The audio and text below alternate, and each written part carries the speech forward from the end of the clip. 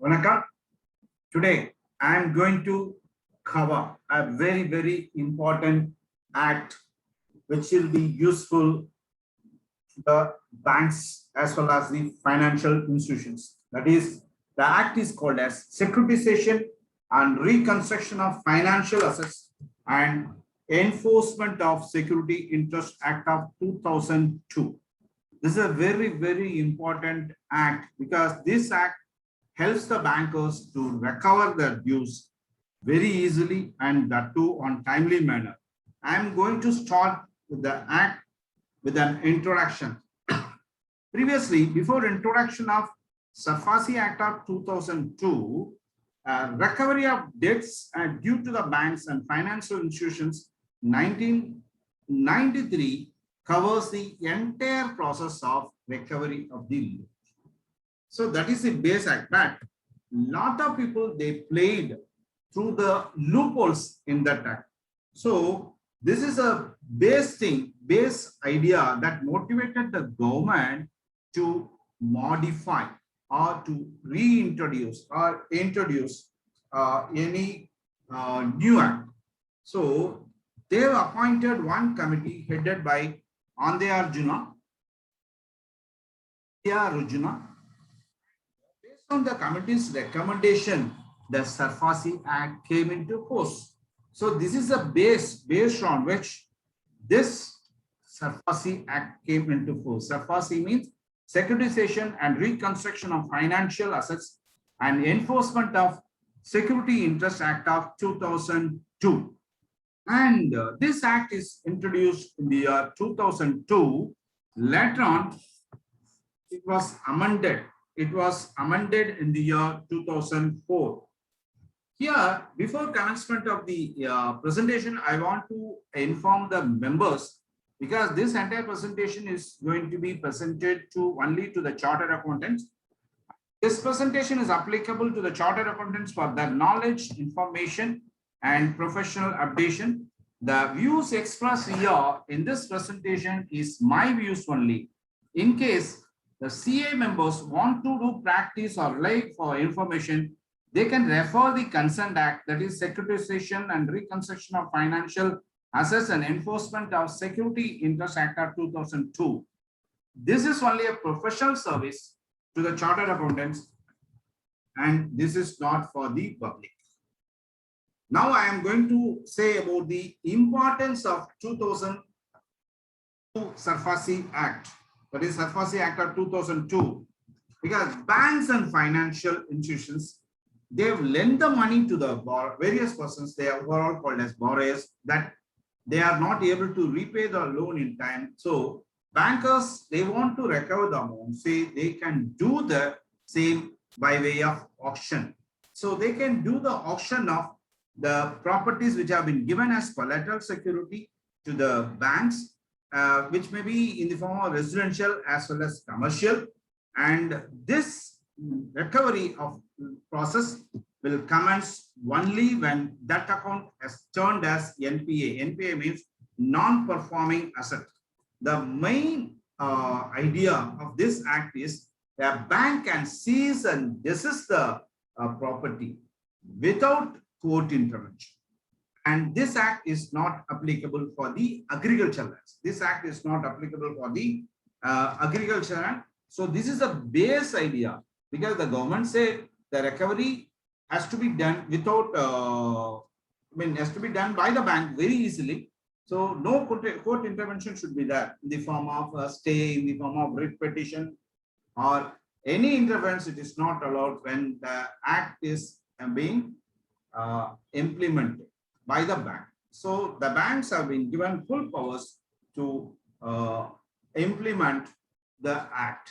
So the court intervention will be there when there is a fraudulent activity that has been taken place in the collateral security documents, as well as the property is turned to be invalid. So that means the documents itself is being forged, fabricated documents. It's a duplicate documents have been produced by the borrower to avail the loan. So only at that time the court has interfered into the by interpret into the bank's decision.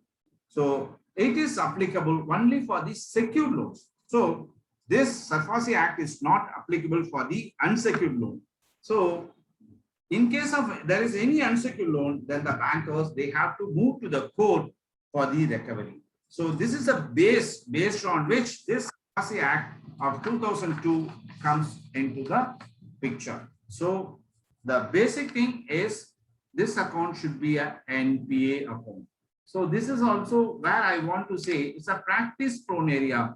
If you prove that that account is not an NPA, if you prove that that account is not an NPA, then this SARFAESI Act of 2002 will not be applicable. So in case if any of your customer has come to see you with a notice that, sir, the banks have started to initiate the proceedings of recovery, then you have to do the working of NPA. If you prove that it is not an NPA account, then this notice, you can give reply to the notice that this notice is not applicable, and this is also your practice prone area. Now we are going to see the non-applicability of SARFAESI Act. So just like in service tax previously when they introduced, they say that only for the few items the service tax is there. Then after some time, a negative list is being published, is being introduced in the Services Act. So without that, all services are taxable. Just like that, they given the non-applicability area. So for that, they have, please go and refer section 31. The provisions for SARFAESI Act is not applicable. Provisions of SARFAESI Act are not applicable for the following cases. One is the lien on goods, money or security given or under the Indian Contract Act. Second one is a pledge of movables within the meaning of section 172 of Indian Contract Act of 1872. Then the creation of any security in any aircraft as defined in class 1 of section 2 of Aircraft Act of 1934. Then creation of interest, security interest in any vessel as defined in class 55 of section 3 of Merchant Shipping Act of 1958. Then any conditional sale on hire purchase or lease or any other contract in which no security interest has been created. So there is no security interest, then the applicability of SARFAESI Act is not there. Then any conditional sale or this I have already said in the last slide, any rights of unpaid seller under section 47 of the Sale of Goods Act of 1930. Then if any property is not liable to the attachment charged with the debt recoverable under this act or sale under the first provision of subsection 1 of section 60 of Code of Civil Procedures 1908, any property is not liable for attachment, excluding the property specifically charged with the debt recoverable under this act or sale under the first provision of section 1 of section 60 of Code of Civil Procedures of 1908. For all this, the SARFAESI Act is not applicable. And here comes a very, very important area wherein the SARFAESI Act is applicable in most of the cases. Any security interest for securing payment of any financial asset not exceeding 1 lakh. That is up to loan of 1 lakh. This SARFAESI Act is not applicable. Then any security interest created in agriculture land. That means the SARFAESI Act is not applicable for the agriculture land. That's why whenever anyone approaches a bank with saying that, sir, I have got 5 acres of agriculture land, can you take this property as collateral security and give the loan? And the bankers, they say that we will not consider the agricultural land as security because the agricultural lands are not covered by the SARFAESI Act of 2002. Even in one of the Supreme Court cases, I came to know that the agricultural lands can be, loan against agricultural lands can be given only for the purpose of agricultural use and not for any other purpose. Then the outstanding balance, that is including principal and interest. See, you should not take it for the loan sanction amount. first you take it for loan sanction account, then take it interest out of total loans and the interest, then take 20%. If the outstanding balance is less than the 20%, then SARFAESI Act is not applicable. So this area is also a practice prone area, because normally whenever bankers, they in order to get the money, they will issue a notice of section 13(2) under the SARFAESI Act of 2000. So you have to be very, very careful here. Now the bankers, in order to reduce their money, what they will do, they will either recover the amount on their own, but to reduce the cost, what they will do, they will transfer the properties to the other company called as asset reconstruction company. Before going to that, I want to say a very, very important area, very important thing, that is court and RBI directions. This is what very much important, because the court and RBI directions, after introduction of SARFAESI Act of 2002, we have got some two decisions on it. Supreme Court has said that the SARFAESI Act is, provisions of SARFAESI Act are also applicable to the cooperative banks also.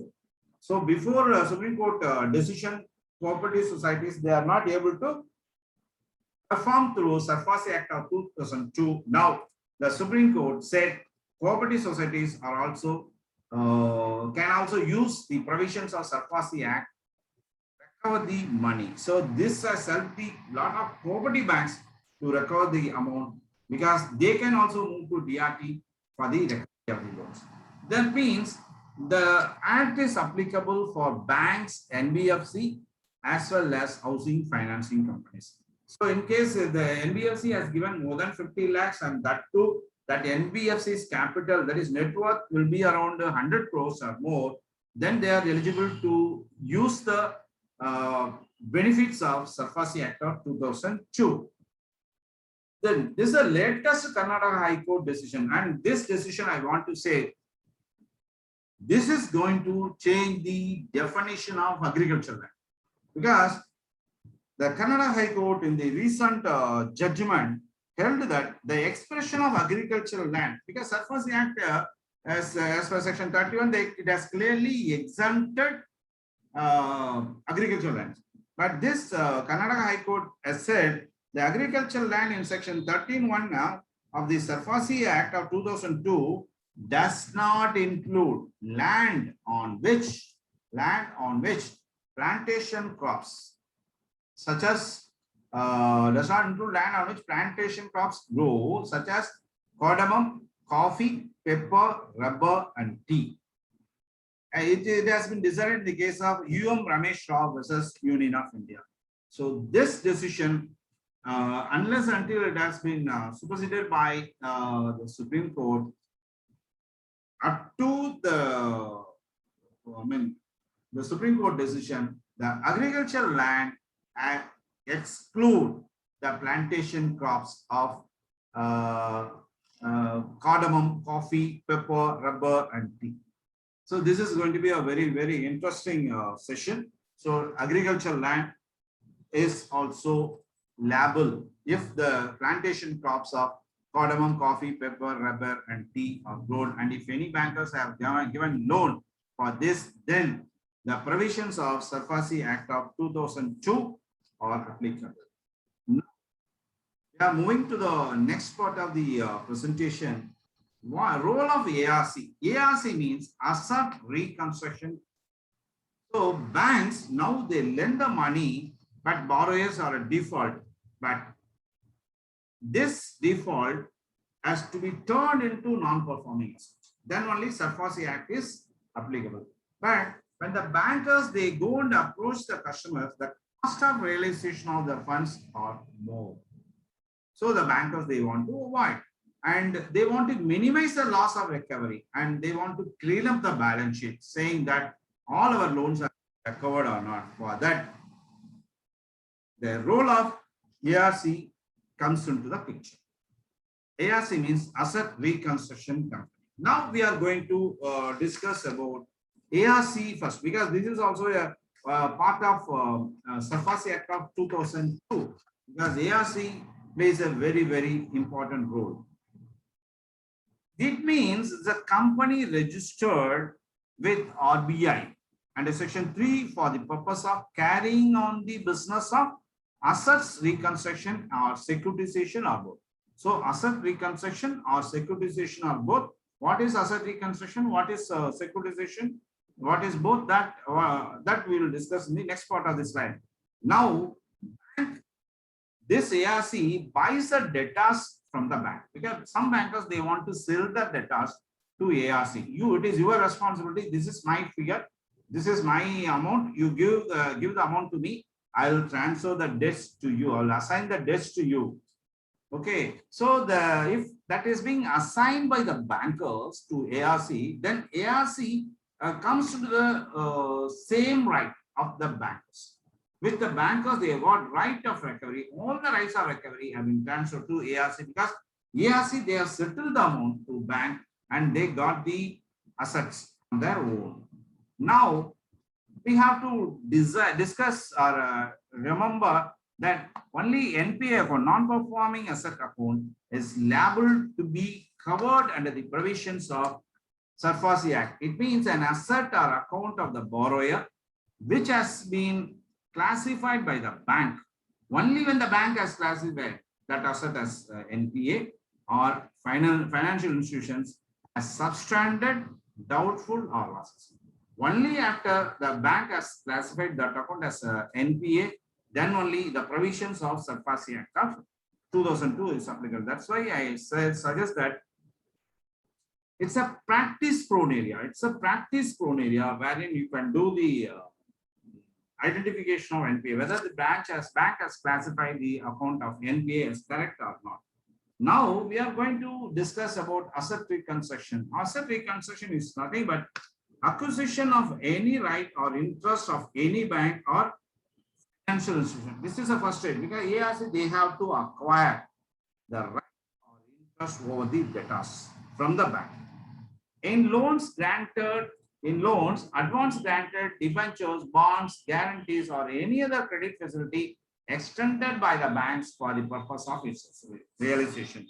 So all this can be endorsed, can be transferred to ARC, and ARC in turn, they have to make the payment to the bank. This is called as asset reconstruction. Now we are going for securitization.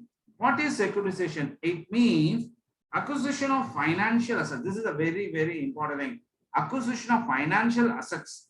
So all debtors, all advances are included in the definition of financial by any NRC, by ARC. Reconstruction only from any originator. Originator is nothing but the owner of the property. We can say it is a bank. We can assume, we can say that originator is a bank, whether by raising the funds, because ARC is not having, sometimes ARC is not having sufficient funds. So they can raise the fund from the qualified buyers. So what are all qualified buyers? That we will see in the next part of the slide. And to receive the money, this ARC has to give some receipt. That receipt is called as security receipt. It is nothing but deposit receipt. And this deposit receipt says that the ARC's money, ARC's undivided interest is in such financial assets is being transferred or being controlled by the qualified buyers also, in case it is not, the loan is not being paid. So it means acquisition of financial assets by any ARC from the originator, whether by raising the funds by such ARC from qualified buyers by issue of security receipts representing undivided interest in such financial assets or otherwise. Now we will see who is called as originator. Originator is nothing but the owner of the advance.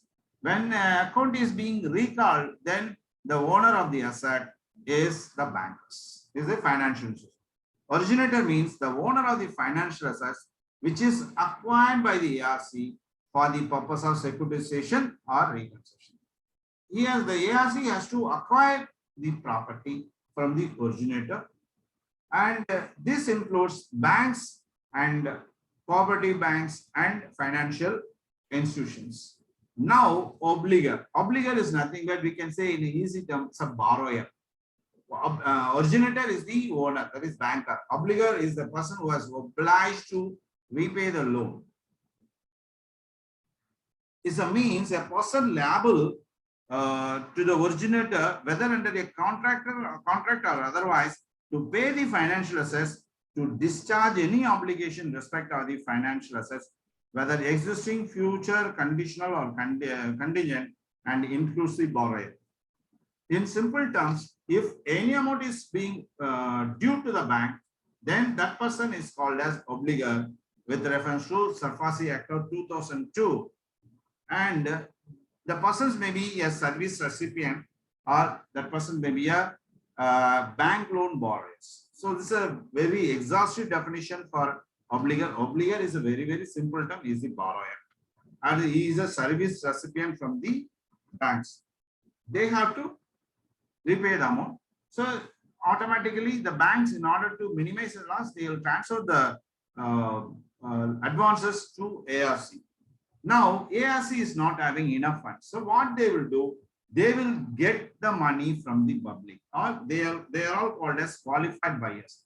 When they borrow money, when they receive the money from the qualified buyer, then they have to give the receipt, just like our fixed deposit receipt.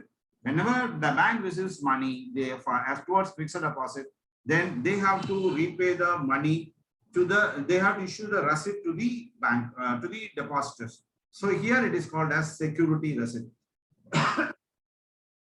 It means a receipt or other security issued by the ARC to any qualified buyer. Qualified buyer definition we will see on the next part of the slide.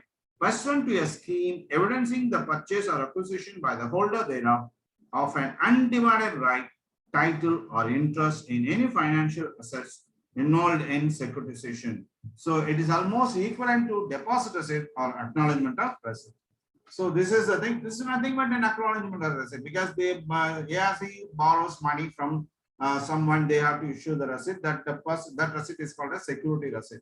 Now we have to see who are all called as qualified buyers, because ARC can raise the funds only from this persons and not from anyone. So qualified buyer means it's a definition is means, it is not including. So qualified buyer means a financial institution, insurance company, bank, SFC, that is State Financial Corporation, SIDBI, that is State Industrial Development Corporation, it is not SIDBI, State Industrial Development Corporation, trustees or ARC, or any asset management company making investment on behalf of the mutual fund or FII, or as may be specified by Reserve Bank of India.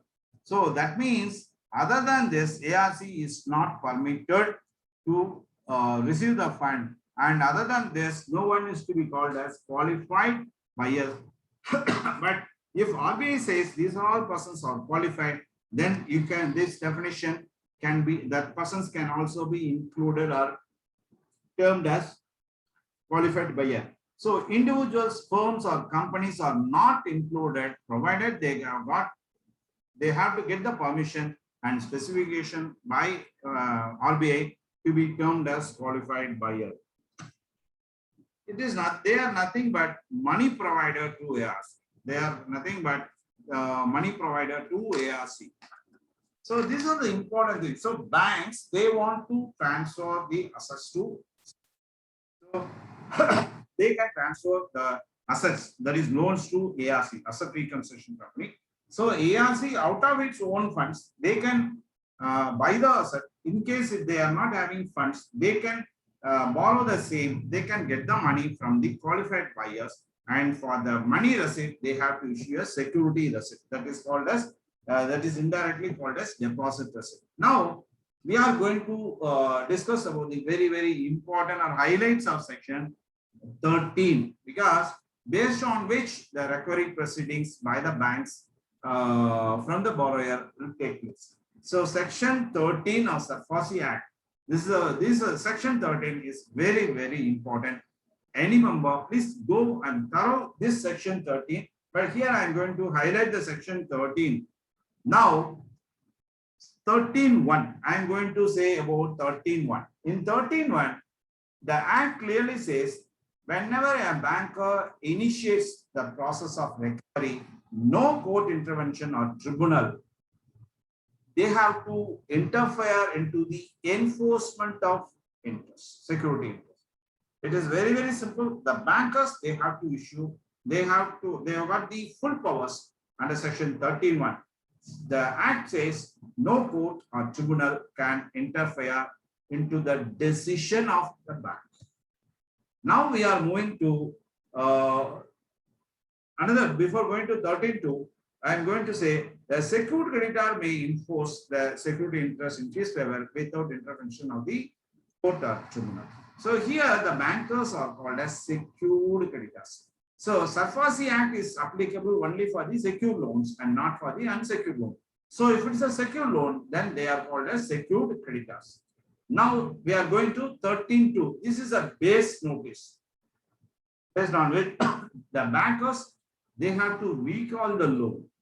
The borrower makes any default. This is a base thing. The borrower first, he has to make the default as per the terms of sanction in the form of insolvent or any conditions levied by the bank towards the repayment. Then the account should be classified as NPA by secured creditor. That's why the next step is the borrowers first they have to do the defaulting activity. Next one is the secured creditor. They have to classify that advance as NPA. Next, after that, the bankers, as per the decision taken by the head office, they can issue a notice to the borrowers to discharge all his liabilities within 60 days from the date of notice. It is not from the date of service of notice. From the date of notice, within 60 days, the borrower is asked to repay the loan to the banker. So section 13(2) notice is very, very important. And in that section, what are the contents in the notice, that we will see in the next part of the slide. Yeah, it is here. First, in that, the details of the amount payable by the borrower. What are the amount payable as term loan or CC or packing credit loan or bill discount, total liabilities of the borrower, they will mention in the notice. They have to mention the notice. In that, there should be some particular date. And this date, this is the total liability to be paid by the borrower to the bank. That the borrower has to pay his full liabilities within 60 days. So they have to mention clearly that within 60 days, they have to make the payment. Next one is that in the case of default by the borrower, the secured creditor shall be entitled to exercise all his rights under section 13(4). So 13(2) is the first notice. The borrower has to respond to the 13(2) notice. And if the borrower has not responded, then the secured creditors have got full right to enforce his all his decisions, all his rights as per section 13(4). That 13(4) we will discuss later. Next one is the details of the secured assets. In the notice, they have to mention the details of the secured assets intended to be enforced by the secured creditor in the event of non-payment of the amount payable by bank. It is nothing but primary security will be there, collateral security will be there. The bankers, they have given 60 days notice. And if the payments have not been made or the loan is not being closed by the borrower within 60 days, then the banker, that is the secured creditor, they have to clearly mention in the report that these are the secured assets that you are given to get the loan. We will take all the loans, all the secured, all the properties to us, so that we will take all entire possession, we will take entire ownership, and we will sell it to recover the loan. So after the receipt of the notice from the secured creditor, the bankers, they have issued, let us see, secured creditor, we will take, for example, they are called as bankers. After the issue of notice, after the issue of notice under section 13(2) by the bankers, the borrower, he is not supposed to transfer his properties which have been given as security. Those properties are called as secured assets to anyone without getting the written permission from the secured creditor. So with the written permission from the secured creditor, he can sell it. So this is also possible. If you are a practicing member, please, if you feel that if one property is enough to cover entire loan, you have to get a written permission from the banker saying that we will sell it and we will repay the loan. and for that you have to release the security. So without bank's permission, without security debtor's permission, no borrower is supposed to transfer the property to anyone. This is a basic thing.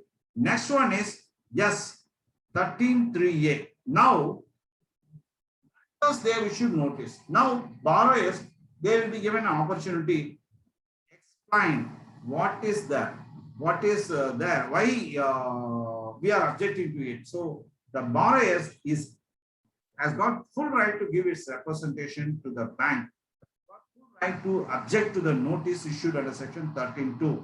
So after the receipt of the notice, the secured creditor may consider or may not consider the provisions of reply of the borrower as per the section 13.3a. If the representation or objection is not acceptable by by the secured creditor, if the secured creditor says that I will not accept your objections, then within 15 days of receipt of the letter, then he should communicate to the borrower why he has not accepted the representation.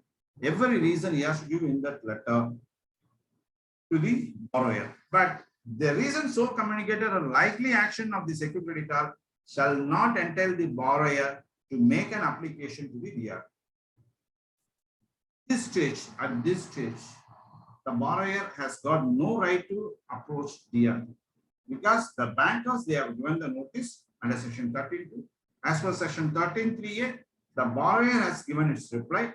The bankers may accept or may not accept. If they accept, then 13.2 notice has become invalid. If they have not accepted and they have given the reply, but the borrower has got no right here to make an application before DRT because as per section 13.1, no court can interfere into the decision of the secured creditors at the time of recovery as per section 13.1. Now, the borrowers have not repaid the amount as per the section 13.2. Now, and even 13.3a, their explanations are not acceptable to the bankers. Then after that, if the amount has not been repaid within 60 days, then after 60 days, the bankers or secured creditors, they can issue notice under section 13.4. The borrower, because the borrower has failed to discharge his liabilities in full, then the following measures are acceptable or available to the secured creditor because the borrowers, they have not repaid the amount within 60 days. What are the remedies? What are the measurements available to the secured creditor? Is the bankers, they will take immediate possession of the secured assets, including the right to, because they become the owner. So they have got the full right to transfer, assign, or sell for realization of the security. Because they will take possession, they become the owner, they can sell to anyone. So this is the first thing. They can take the possession. Second thing, they can take over the management. You don't manage. Because all assets are mine. Because I have given the amount. So we will take the management. You can live. So take over the management of the business. Then appoint any person to manage the security. Okay, I can take the management. I can appoint anyone to manage these secured assets and require any person. Sometimes they can ask someone to make the payment to the loaner. So require any person to pay money due for the assets acquired from the borrower. So they can avoid, even the bankers, they can also buy the property directly. That is also allowed. So they can ask anyone, okay, if you want the property, you make the payment to us. We will release the property to you. So require any person to pay the money, then any payment made by such person. Suppose you bought the property for the benefits available in section 13.4 from the bankers, then you have got full right over the property because bankers are the owners, they are selling the property. So you have got full right, and the buyer of the property can use it for anyone. So any payment made by such person to the secured creditor shall give such person a valid discharge, and if he has made the payment to the borrower, as if he made the payment to the borrower. Just like, because I am the owner, I am the borrower, But bankers have taken the possession. So bankers are the owners. So we are making payment to the bankers. So the bankers, they can release the right over the property to the person who has made the loan amount repayment to the bankers. Now, what are the other section? 13.5a, right of the secured creditor to bid. Even the secured creditor also can participate in the action, right?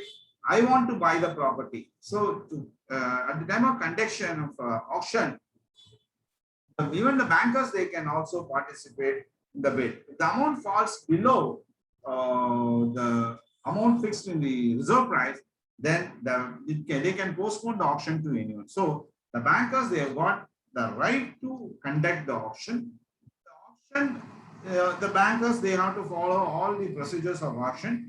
So within 1 month, you have to do we'll do the auction and everything. So that is also possible. So if the amount falls below the reserve price, what is reserve price?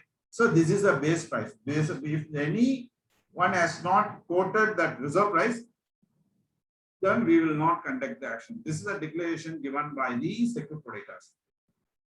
So if the amount falls below the reserve price, then the bankers, they can postpone the auction. 13.5b, purchase price to be adjusted towards claim of the secured creditors. So I bought the property, so I can adjust the property. I mean, what the amount I paid, the bankers, they will adjust towards the loan of the creditors. So secured creditors is declared to be the purchaser of the immovable property and any subsequent price, and purchase price can be adjusted towards the amount of the secured creditors. 5C, that is applicability of Banking Regulation Act. Banking Regulation Act is applicable for the purpose of sale of immovable property. Next, what are the other highlights of section 13? 13.6, the effects of transfer of secured asset by the secured creditor. Transfer put the transferee all the rights in the secured assets. So when the banker sells the property, then secured creditors have got the full right. Next one is 13.7, recovery of costs by the secured creditor. In case if the recovery is being done after paper publication, all the costs have to be adjusted first in the form of paper advertisement, in the form of auctioneer's commission and everything. So all these costs have to be recorded first, then only balance amount only will be credited to the loan amount. Adjustment towards the cost, then only the loan. This is a basic concept. And no sale of secured assets. Suppose our auction notice is being given, the borrower has come and paid the amount before the date of auction. Then if the borrower has paid the full amount, then the bankers have got no right to go for further auction. So that is called as that is being covered as per section 13.8. Amount paid in full with cost before auction. Security creditor should not sell the secured assets through auction. So other parts of section 13 is 13.9, right of auction in case of joint financial of a financial asset. Suppose A and B bankers, they jointly finance one person, one borrower, and if the auction proceedings have been conducted or section 13.2 notice has been issued, then those notices have been jointly decided, provided the persons who has got more than 75% right over the property, they can take decision. Now, as per the IBC provisions, it is 66%. 13.10, recovery of unsatisfied use of secured creditor. Yes, now only part amount is realized. Remaining for the remaining amount, what the bankers they have to do, they can approach the DRT for the shortage of the. Next one is right of auction against guarantors or pledged assets. Suppose for any loan, a guarantors will be there, so their properties can also be attached. So that is the right of the secured creditors. They can also go against the guarantors for the amount of recovery. Then exercise of rights of secured creditors by the authorized officer who has to issue the notice. So that is one authorized officer as stated by the bankers. So they can issue notice, they can conduct auction, they can take any decision. So the rights of the security creditor under this act may be exercised by one or more of his officers authorized in this behalf. So this is what I want to say. So first thing, 31, no right, no court intervention. 13.2, recalling the loan, you have to repay the amount within 13 days, within 60 days. Then 13.3a is, okay, you have to give the opportunity to the borrowers. Yes, you have to repay it. Otherwise, you have to go, why you are not agreeable, you can give reply. And bankers may accept or may not accept. Then if the amount is not being paid by the borrower within 60 days, then the bankers can issue 13.4 notice by saying that we are taking possession, we are taking the management of the company or persons of the unit, or we are appointing someone to manage the affairs of the business. So everything will be there in the 13.4 notice. Then after that, they can conduct the auction, they can raise the money. After receipt of the money, the bankers, they can sell the property. If the bankers, they sell the property, then bankers are the real sellers, the buyers have got full right of usage. So this is what I want to say in SARFAESI Act of 2002. And if you have got any doubt, you send to the mail ID vanakamadit@gmail.com. As well as if you have got any doubt, it's a WhatsApp number 770-840-4440. And I wish you all the best and thank you members for patient hearing of today's presentation, SARFAESI Act of 2002. Vanakkam.